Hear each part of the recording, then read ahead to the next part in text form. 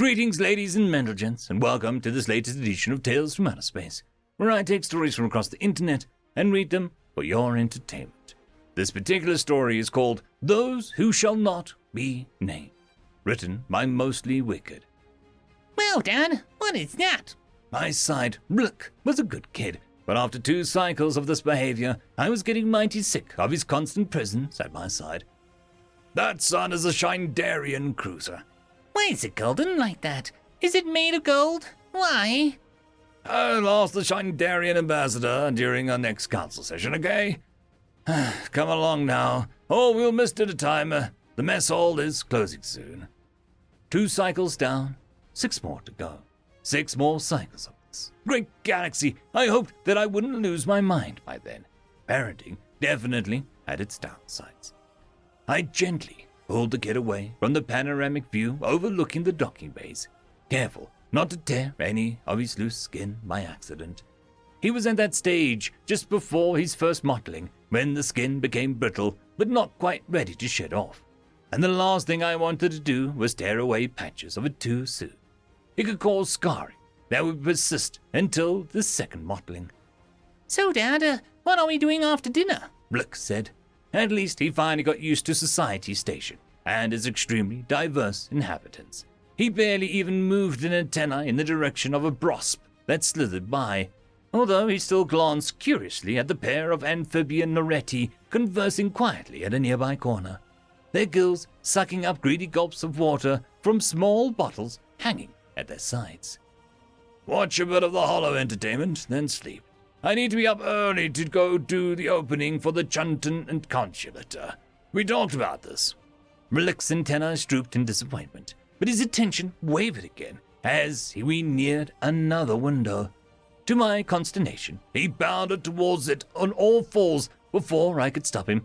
Whoa! Check it out, Dad. That ship has spikes all over it. Wicked. It's Brosp Scout. Those are sensor pods. I clacked my mandibles with impatience. Seriously, Rick, aren't you hungry? We can't stop at every window on the station, or we'll never make it in time. Come on! It was my mate's idea, Agro's idea. As a senior diplomat of the Ararak Collective, I had to travel away from home for dozens of cycles at a time. Sometimes I only had a few brief cycles for myself and my family in between assignments, before I had to go traveling off-world again. Then this delegation of Society Station came up, a short jaunt of 8 standard cycles, to take care of a whole bunch of minor stuff. Come on, Karur, Akarura said to me. It's good opportunity for you to bond with Rick a little, and for him to see the wider galaxy. You need to get more involved in raising your child. So, there we were, me and my juvenile offspring, 2 Araraks on one of the most politically important interspecies space stations in the local galactic arm. Wow! Look, this scout ship has weapons, turrets, cool! I started pulling again, my patience stretching to the limit, but Rick wouldn't budge. Dad! Come on, kid, I said, looking to the end of the corridor. The mess hall was, if I remembered correctly, to the right of the next intersection. We were fairly close now. We could make it if we hurried. We'll sneak a few mini-cycles to Stargaze after dinner. Then you can bug me all about the spaceships then. Okay. I pulled again, harder. He still wouldn't budge. Why did I ever agree to take him with me on this tour? Oh, Akira, I swear, I've mated the pushiest female of the species. Dad! What's the matter with you, Rilk? Come on already. Dad, what's that? Startled at his frightened squeak, I raised my head to the window and froze. Crap! I blurted out as my insides growing cold with horror. It didn't set a great example for Rilk, but that was the last thing on my mind at that moment. A huge ship was approaching the docking collar, a grey, ugly slab of metal that made the Brosp Scout beside it look like a peculiar bug resting on some pebble with a grey mountain in the background. That monster must have been as large as the entire station itself. Was it docking with us, or were we docking with it? What is that, Daddy? That son is trouble. Come on, dinner's cancelled, I said, then pulled him roughly by the upper arm. not caring about his brittle skin any longer. We had to make it to our suite. We'll be safe there. Probably. I was racing through the corridors now, Rook barely keeping up as I pulled him along. A startled Pajip jumped out of our way, its fur bristling. The news probably hadn't spread yet, I thought. The trouble was, the main entrance hatch to the station was smack dab between us and the suite. If we didn't hurry, we would run into them as we crossed the main corridor on the way to the suite. It was a race, and I had no intention of losing it. I valued my life and the life of my son too much. But as we neared the main corridor, I realized, to my horror, that we were too late. A gaggle of Sophons were gathered on the sides of the wide passage, blocking our way forward as they whispered in a dozen languages. My universal translator implant was very helpful right now. It's them. Galaxy preserve us. Don't make any sudden moves. You'll arouse their predatory instincts. Why, you know how who's doing here of all places. Aren't we at least 100 light years from their territory? Don't you hear? We lost contact with Serakan, the Bros colony, last week. It's just 12 light years from here. Do you think it's these things? Who else could it be? The Scream are extinct. The Turip surrendered years ago. There's nobody left could take on the Bros fleet out there other than, them. Parent, what are all these Sophons waiting for? Not now, dear. There's a good offspring. I'll explain later, if I think you won't have any nightmares about it. Now be quiet and don't draw attention to ourselves. The whispers suddenly stopped, like a switch being flipped, as a small group of huge, lumbering monsters appeared at the end of the corridor, walking slowly on their strange two limbs towards my and Rock's position. The deck vibrating with each metallic step, and they were completely covered in bulky sheets of grey, angular metal, and with every step came the whine of servo motors. Don't run, don't run, don't run, I thought to myself repeatedly. I didn't want to do anything to provoke them or draw any attention to myself whatsoever. Dad, Rock whispered. are those huge... Shh! Don't say that name. It's bad luck. Be quiet. They'll hear you. They were getting much closer now. Huge, easily twice as tall as myself, and I was above average for an Ararak. These creatures were a completely unique species in many different aspects. When they suddenly burst onto the galactic stage a few decades ago, they created a huge stir in the galactic xenobiology community. Bipedal, unprecedented. Oxygen breathing, unprecedented. Radiating intense heat at around 310 Kelvin that made them seem to glow to most species-sensitive infrared eyes. Unprecedented. Hailing from a yellow dwarf star system, unprecedented. Extremely quick thinkers, physically fast and powerful, stamina of gods, the list went on and on. And of course, these giant glowing fire monsters were also very aggressive. I turned my head left at the familiar sound of scurrying feet. A member of my own species, an Ararak, was heading down the passage opposite the lumbering aliens, flanked by two stocky Ashnelite dressed in station security uniforms. They didn't carry any weapons, probably in fear of provoking the newcomers. The small procession stopped a healthy distance away. The Ararak, I recognized him as Roki, the station master. Me and Agro had dinner with her and her mate on this very station many years ago, before Rook was born, betraying her nervousness with the twitching of her forward pair of feet. As Rocky and his escort stopped in front of the aliens, I could really appreciate the size difference now. Watching from this angle, even the brutish Anschliet looked like toys next to them. The giants, with all four of them, kept moving forward. I startled, thinking that the giants would simply run them over. But they stopped at the last second, uncomfortably close, towering over the station master and her escorts. I recognize your existence, child. A voice in intergalactic pidgin boomed from the speakers hidden in the alien's armor. I winced at the volume, tightening my ear flaps, then glanced at Rilk. He looked more curious than frightened. What a champ. Hello, humans. Ruoki stammered in response. If at first she merely looked nervous, She looked positively terrified now. I am Station Master. Can I help you in any way? Do you need assistance? We carry danger, small one. We decided to be here for the days to come. We demand supplies. We will extract the price. I felt a tightness in my pelvic region as my heart missed a beat.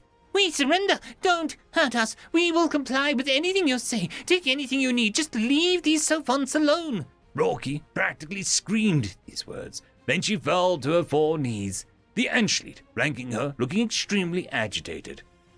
In the name of the human god, we deny your request. You are inferior, and your species are delicious.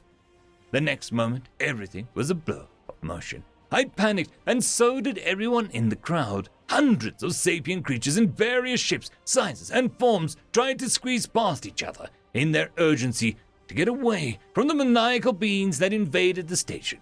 And I'm not ashamed to say that I was among them. At a sound of a new and terrible noise, I glanced behind me, and to my horror, the humans were blasting away with huge weapons of some kind, blowing great ragged holes in the walls of the station. A wail of despair escaped my mandibles as I grabbed Rilk and ran even faster. We got away in time. By the galaxy, we got away. Some many cycles later, I was on an escape pod together with Rilk and a few other sophons, floating away from the doomed station. We survived. We escaped the genocide of a peaceful station. Somehow, we made it. But we weren't out of danger quite yet. It would take up to a half a cycle for the escape pod to get out of range of the human ship's weapons. In the meantime, I prayed that the alien appetite for violence was sated by the slaughter aboard the station.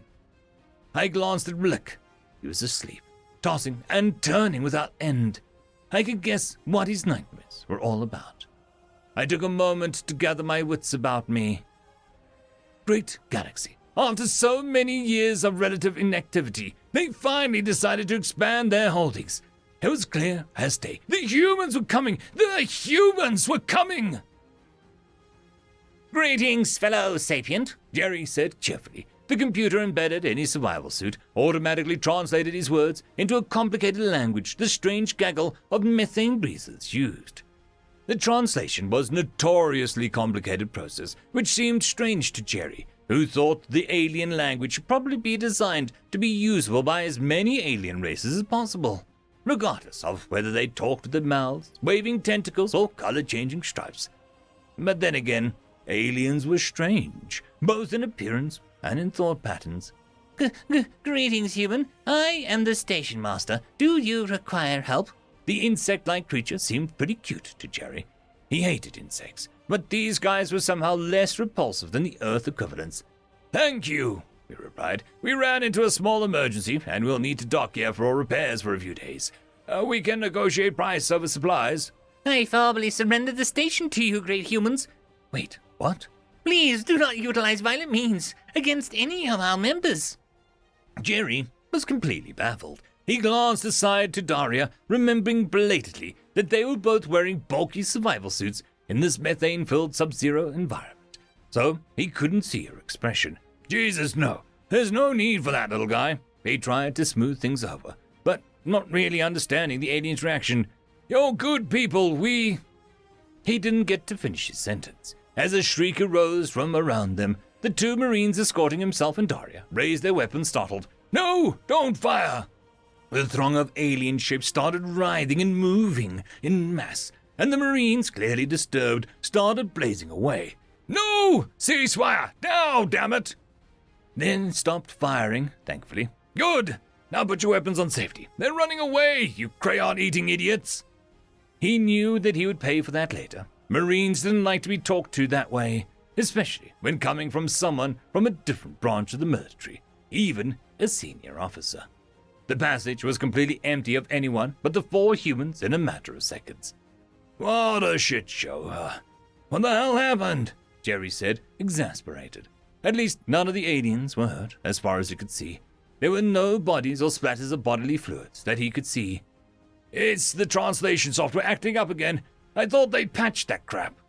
It's probably not that. Daria answered.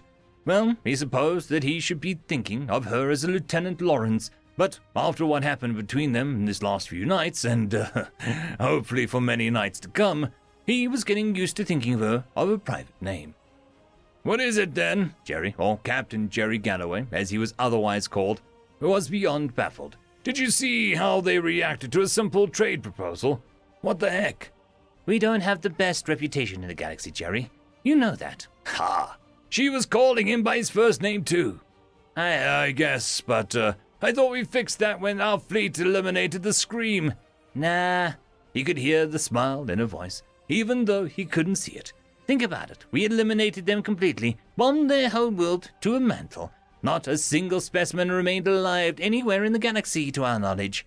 What kind of message do you think that sends to the galactic community?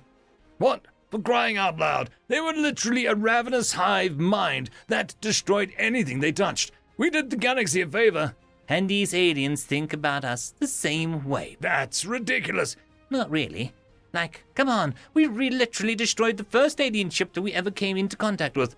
How is it our fault that the aliens' first human contact was with terrorists, and we hunted that faction down? Eventually, yes. But the damage was done. Think about it from the aliens' perspective. We look like lunatics. Hell, we bombed an alien colony not a dozen light years away from here just last week. They fired first. That really doesn't count.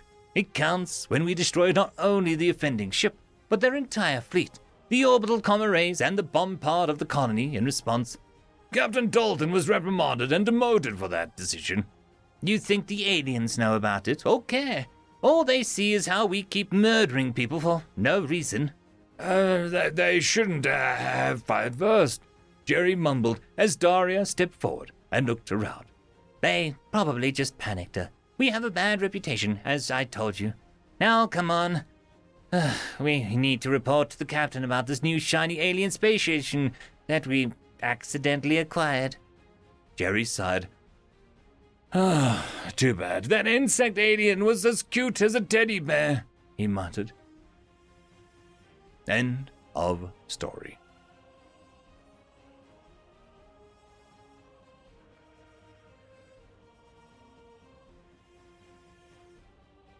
I would quickly like to thank our Tier 5 patrons, Dragzoon WRE, Quantum Wednesday, Ambrose Cattell, Lord Ashrakal, Bushmaster 177, Casper Arnholtz, Cam Maxwell, and Arcadian. Thank you very much.